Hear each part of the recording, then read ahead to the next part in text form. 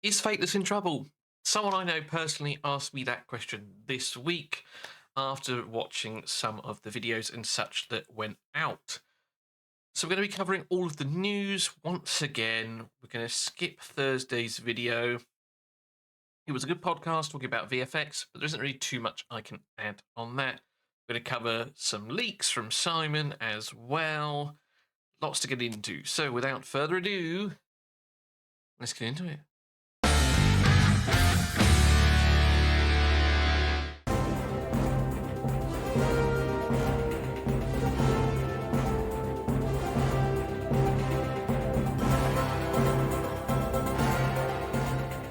Hello everyone, Ragewood here, back with another Godforge video and covering all of your Godforge news for the week. Now this is going to be potentially a long one today, focusing on a lot of the questions that were asked in Tuesday's video. We're going to start though with the fun stuff from Simon's stream last night, which it was Friday, which is the reason why I delayed this, just in case we got a little leak in there, and we absolutely did, as you might have seen from the thumbnail. So we're going to start with that fun stuff before we get into the nitty gritty. So here we are with Simon's stream. We've got the roster screen showing up. Looks like, a small change to the Izumo banner at the top there. We get to see some of the other environments again that they've been working on. Although I think this Virage one was actually shown maybe last week before. Lots of cool stuff was showcased here, including some new portraits that you might have just clocked. And we actually get some new characters confirmed to us as well. So, as we can see, like this guy is a new portrait, at least for me. If you've seen it, perhaps in the portrait selector thing, let me know. But I certainly hadn't. Fenrir was shown to us recently as well, but confirmation that he is void. So that was kind of cool. As well as like this dude down here as well. I thought that was pretty cool. And then a couple of dragons. Now, again, I don't know if we've seen their portraits yet before. But even if you have, you've definitely not seen the model. And we do get a little peek at that. Like he hovers over it, not sure whether to or not. And then we get it. So we got Shenlong. So Shenlong, one of the dragons, is a eternal invoker, which was, good to see. So a support-based unit that we've got here. And looking incredible, right? How stunning does that look?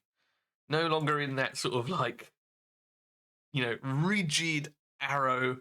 They now have some curvature to them, typical that you would expect of like Chinese dragons, as it were, hovering in the sky. Like, I think it looks awesome, man. It looks so good. The Tian roster screen as well in the background now. Don't know if we've seen that yet, but oh man, this guy looks so sweet. It's actually balmy how good some of these character designs are. Are they on par with Dragonair? I don't know, but they're certainly damn close, right? And then Tianlong as well, another Eternal unit, but this one is a defender this time around. They look very similar, would be the only downside, but, part of that is going to be the pose that they're in. But the actual model itself, like I feel like he's got like a much more pronounced head and sort of crown on him, which makes him look a little different. White, obviously, slightly more withered looking, I think. It's so good. It's such a cool unit right there that we got to see. And then one of the other ones he shows is we do get to see this guy and this one just here, which is another new portrait, although the hero itself is not new. So that was Metzley. She was part of the CC leaks. And all I'm saying is it's a good job she lives in a rainforest where it's very humid, because that clothing would leave one feeling a little bit chilly, in my opinion. But another very sweet looking unit. See, yeah, very gold. Looks like she's got some nipple tassels on as well. It's probably just the braids, but it looks like nipple tassels to me. I don't know about you. Yeah, looking awesome. Another Invoker, Wisdom. And again, we've got another change in the faction symbol, looking so much better. Honestly, looks awesome. Yeah, we just got a treat last night. Lots of cool new stuff. Kiz in there now. He again, it's not a new one, but still very cool to look at. Got to see a few idle animations as well. In fact, he wants to highlight Raijin as well. The lighting isn't done on Raijin yet. He does point that out in the stream. But the idle animation, whilst it's not complete, is very cool. Take the drums off. Comes down over the top of him. Starts whacking them around. That was a lot of fun. Very much enjoyed that one. Didn't get to see Divana once again. And I think this epic portrait is a new one as well. This one down here.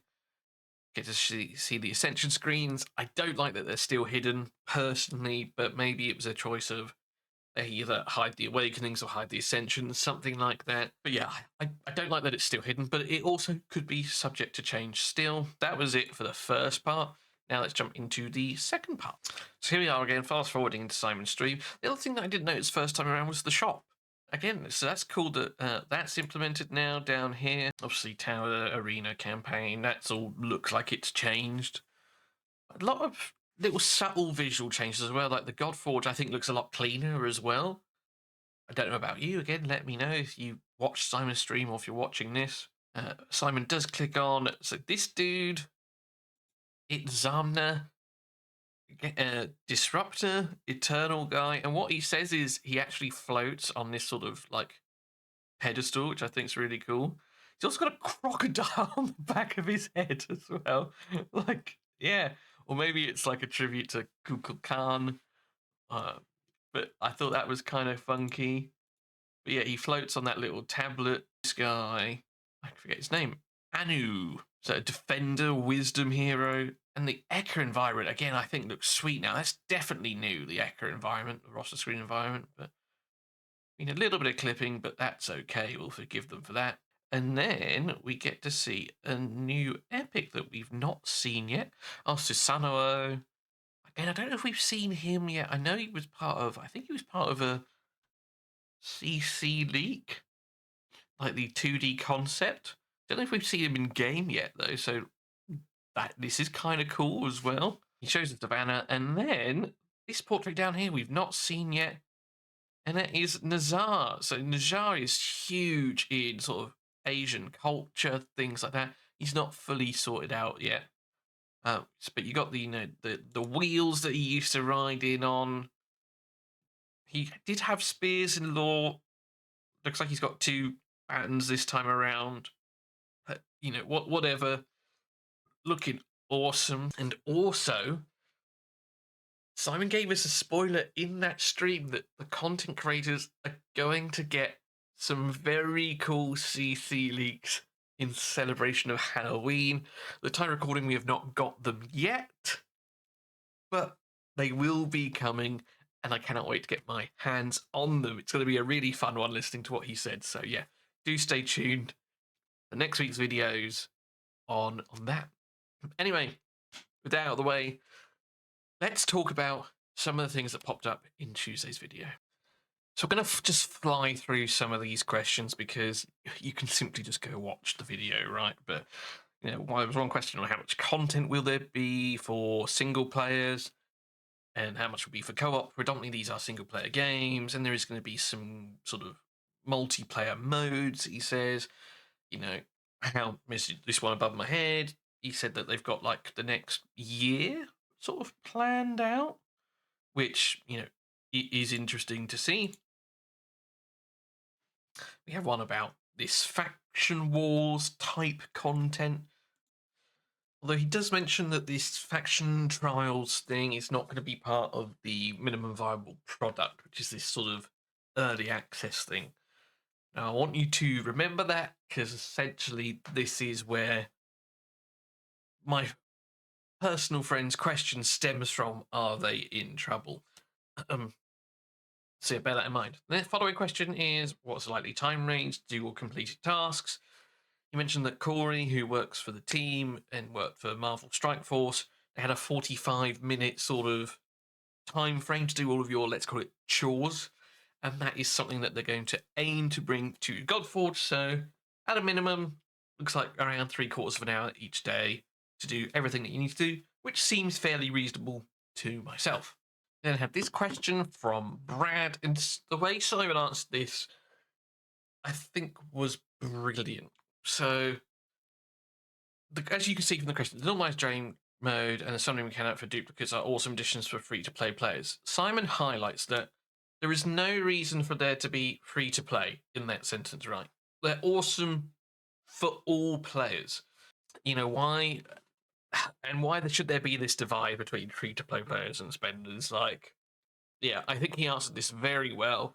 The stuff they're doing is great for everyone. It doesn't matter if you're free to play or a spender. I'm a spender. Why would this not be good for me as it would for you? Do you know what I mean? So I really like what he did here. He did mention that there's not going to be any sort of catch-up mechanics probably for the first 12 months. The game's still brand new. There isn't really going to be anything to catch up on too much just because you're not there the first week, you know, especially for the first 2-3 months at least. We're still going to be figuring a lot of stuff out.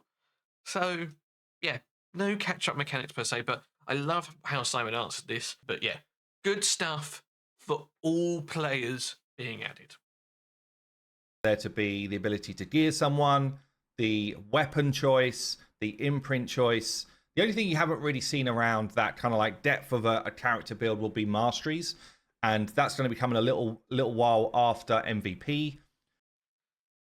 So there we are. So the question was to do with complexity in building heroes. Simon mentioned that we've seen pretty much everything from the alpha. The only thing we haven't seen is the Masteries now, and that they won't be here for early access. And this sort of leads on to sort of my friend asking me the question, is Fateless in trouble? Because it's the second thing that we're not getting in early access that he believed we would. Now, I honestly can't remember whether they said we would and we would not get this kind of thing. That's the nature of game development. Now, my personal take, I am actually disappointed we're not going to be getting Masteries, personally.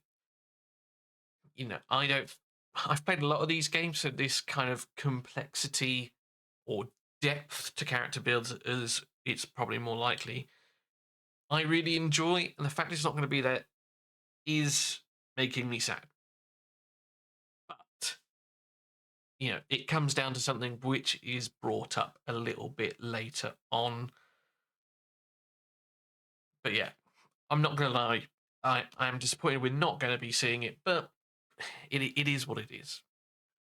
Now, this question about background farming. So to answer the second part about will there be full background farming, he says they don't have the tech for it yet. But the one above to do with autoplay, Simon says it's going to be similar to other games. Now, my issue is other games do it very differently. For example, we've got Raid and the Dragonair model, where Raid, if I remember right, I don't know if it still is, because again, I don't play Raid very much, really at all, to be fair, anymore, where you had like tickets where you could only multi-battle 10 times if you had 10 tickets, right? Etheria Restart didn't have a ticket system, but it was still limited. Dragonair, the new Dragonair system, as long as you have the energy, you can run it. Similar to what the alpha experience was. That is what I want personally. I want to be able to run it until the end of time if I am able to. I don't want, you know, to be gated with how many times I can do it outside of the resource that I have that is energy, right? We're already going to be gated with energy and what we can get anyway. Why are we limiting it further? Now, I imagine it will. The reason why companies do this is for time in game metrics, you know, or KPIs. I think is that what it is. Like one of the things they're going to measure the success of the game on is how long you actually spend in it. Being able to auto farm everything all the time, you know, sort of limits that. Whereas if you do a ticket, then they've got to then come back out, go back in, do it manually, blah blah blah. But I hate that. Let me just auto farm for as long as I want. That's what I want, Fateless. Please give that to me. So it's going to be similar. Some games do it better than others, I believe, and I'd like it to be like those better games. For example, Dragonair. We then had this question from Darbardida. Will we get a way to target specific champions is essentially the question it was asking. To which Simon says no. So it means that it's not going to be like a banner system per se. Now, Simon says there is going to be banners where you can sort of semi-target, but essentially it sounds like there's no way to get a guaranteed guy through a banner, which I kind of dislike because it means they're going down the raid route, right, where you're going to have like 5 potential ones in a banner and you might get lucky. I hate that personally, but I understand where he's coming from in that, if you can just target this one and then this one and then this one, everyone will go for the powerful ones, and then there's no reason to sort of pull any more. So I kind of get it, but the raid model is so bad. Their banners, I think personally, I think it's awful.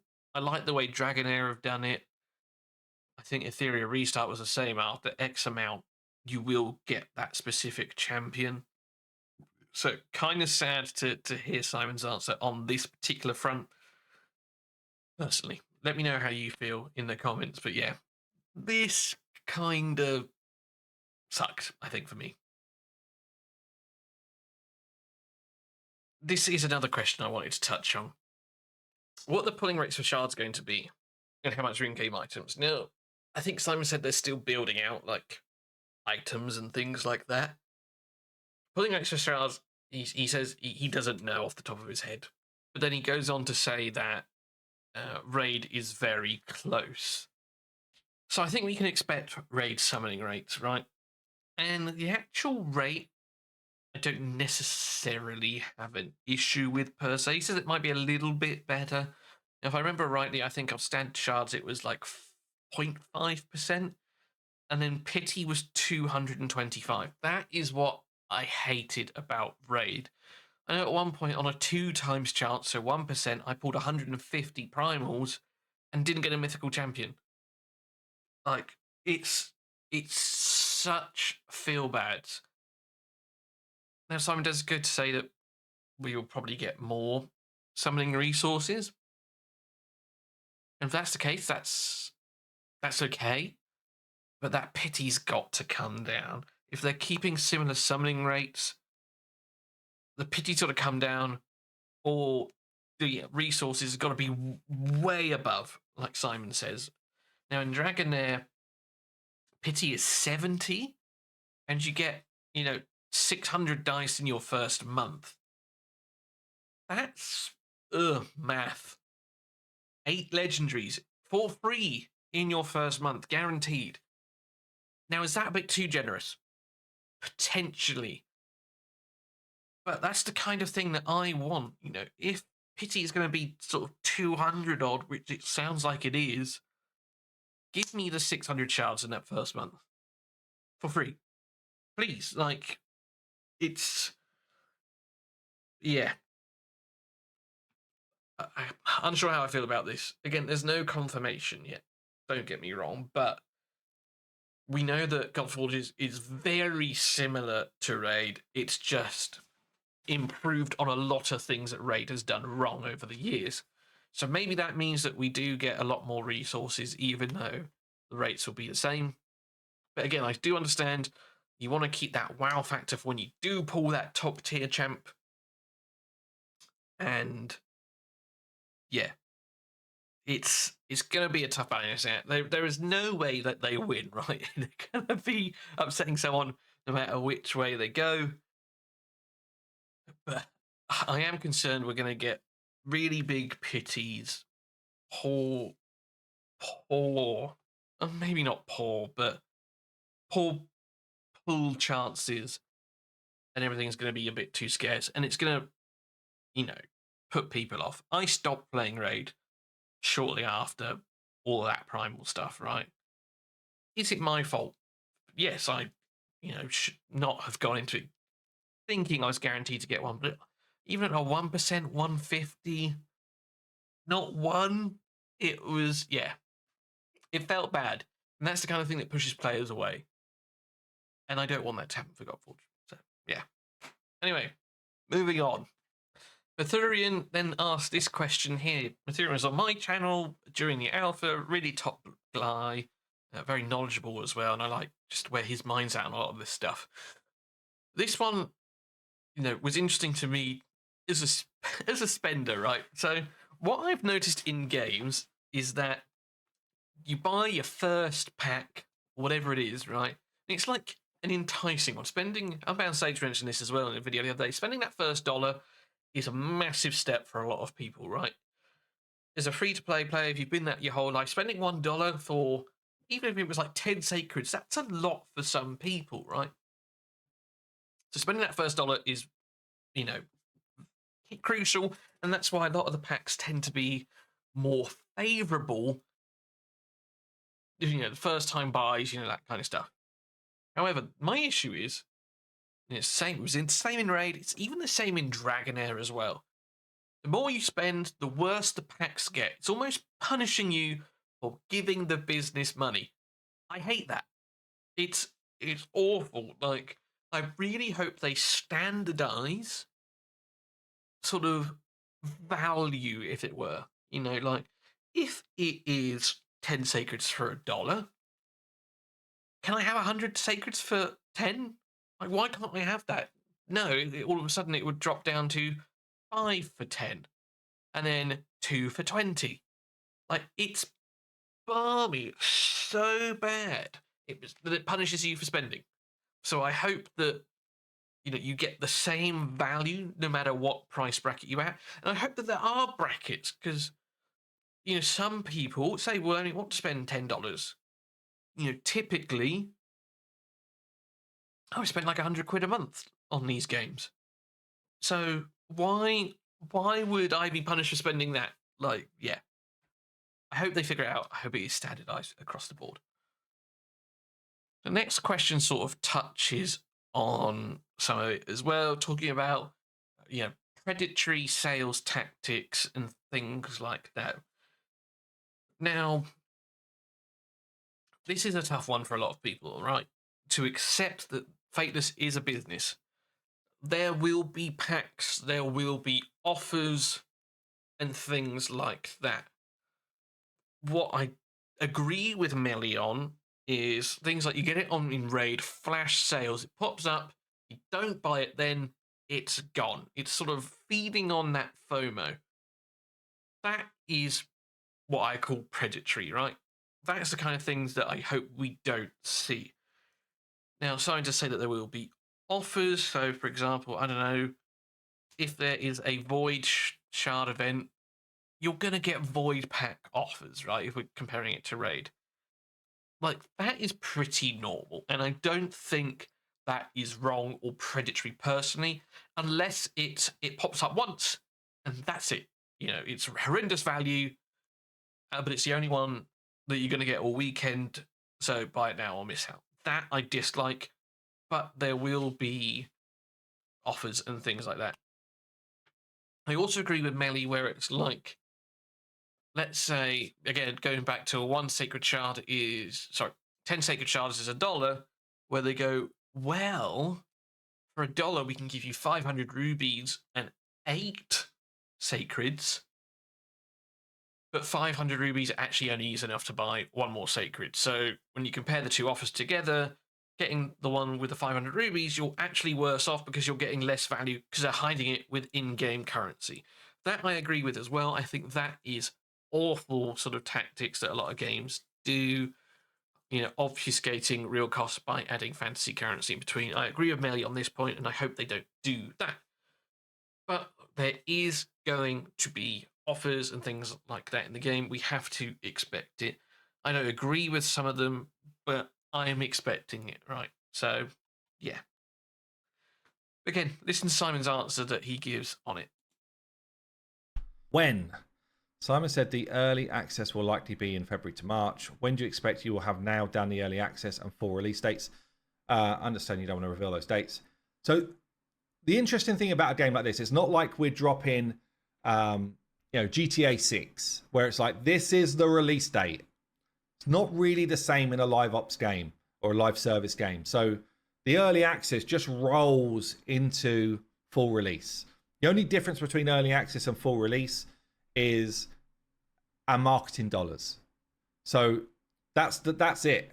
Literally, like I said, very very low spend here, ramping up to a spend where we feel like we can actually compete with this market, with this genre. So yeah, there's not really a date to say that's when it is. I would hope within 6 months of us doing like all our testing and stuff that we're like full like pump on. We're trying to get as many players as we can. So this question here sort of, and Simon's answer to it sort of leads into the question I was asked. Is Fateless in trouble? That's what I'm going to answer now, or give my opinion on, personally.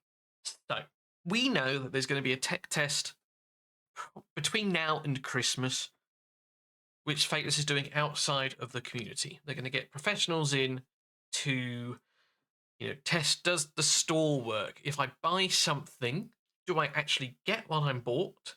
And is it charging me the correct amount? Now, Simon mentions it early into in the video here.